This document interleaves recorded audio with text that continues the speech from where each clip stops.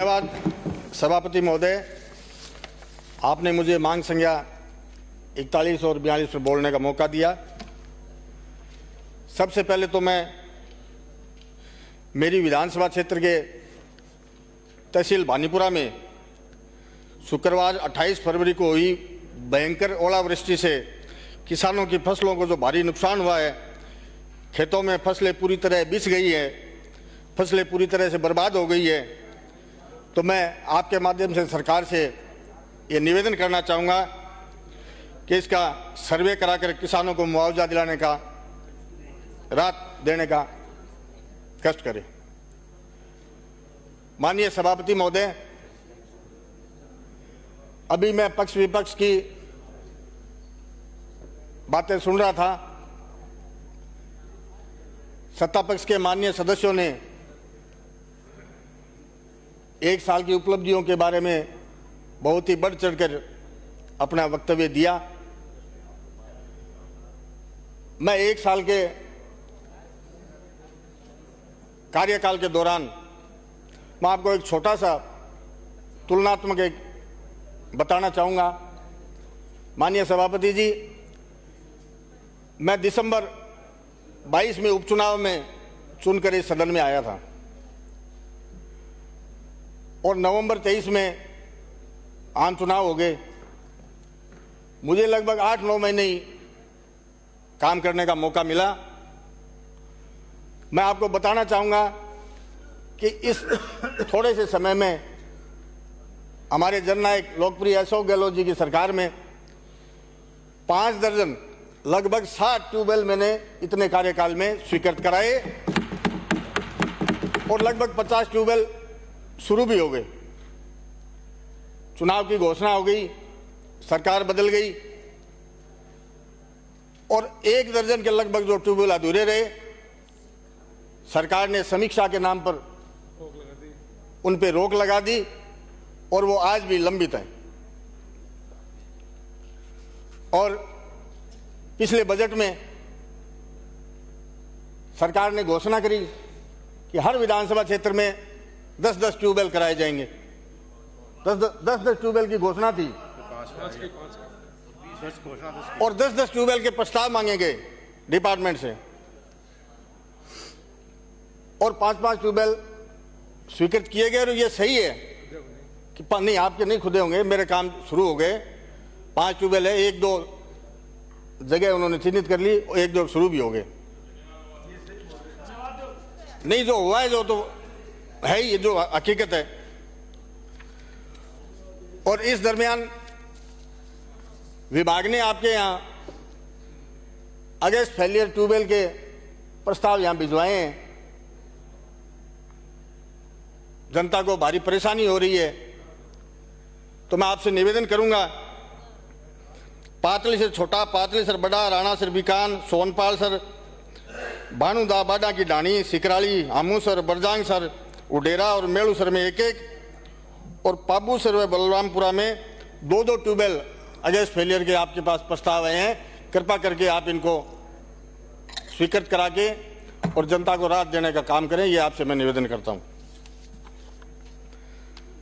माननीय सभापति जी, मेरे विधानसभा क्षेत्र सरदार शहर में JJM योजना अंतर्गत हर घर तक पेयजल पहुंचाना था, जिसकी प्रगति रिपोर्ट ऑनलाइन पोर्टल पर काफ़ी अच्छी बताई जा रही है एवं विभाग द्वारा घरों में नल लगाए जाकर कार्य पूर्ण मान लिया गया है, लेकिन धरातल पर कार्य किसी भी तरह पूर्ण नहीं हुआ है। आज भी जनता पेयजल हेतु त्राई कर रही है। जिन गाँवों में नल लगाए जा चुके हैं वहां तक आज तक पानी नहीं पहुंचा है।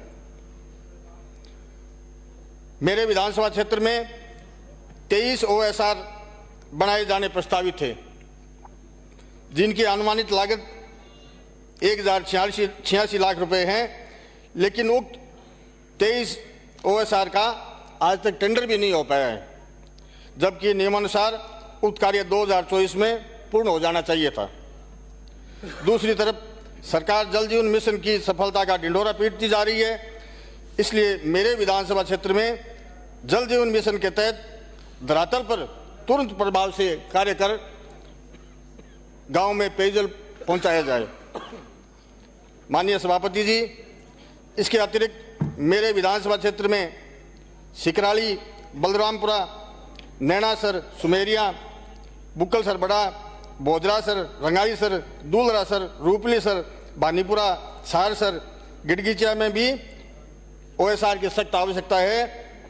ग्रामवासियों द्वारा बार बार पेयजल हेतु OSR बनाए जाने की मांग की जा रही है, इसलिए इन गांवों में नए OSR हेतु स्वीकृति जारी करवाई जाकर बजट आवंटन किया जाए।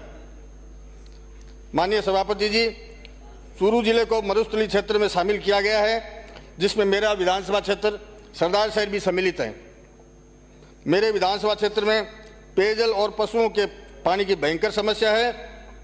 इस क्षेत्र में भूजल के अतिरिक्त पानी का कोई अन्य स्रोत नहीं है और गर्मियों में पानी की भयंकर समस्या रहती है, जिसके लिए मेरे विधानसभा क्षेत्र के तहसील सरदारसर के गांव बोजरासर, कानडवास, राजास, खेजड़ा, उतरादा, नैयासर, फोगा, दूलरासर, बादासर, दिखनादा और सरदारसर के शहरी क्षेत्र में 2 नंबर, 15 नंबर, 17, 25, 43 और 52 नंबर वार्ड और रतनगढ़ तहसील जो मेरे विधानसभा क्षेत्र के गांव हैं, बिनादेसर और पाबूसर, मेलुसर, इनमें नए ट्यूबवेल की नितांत आवश्यकता है। इसलिए मैं माननीय मंत्री महोदय से मांग करता हूं कि यहाँ भी ट्यूबवेल स्वीकृत करें।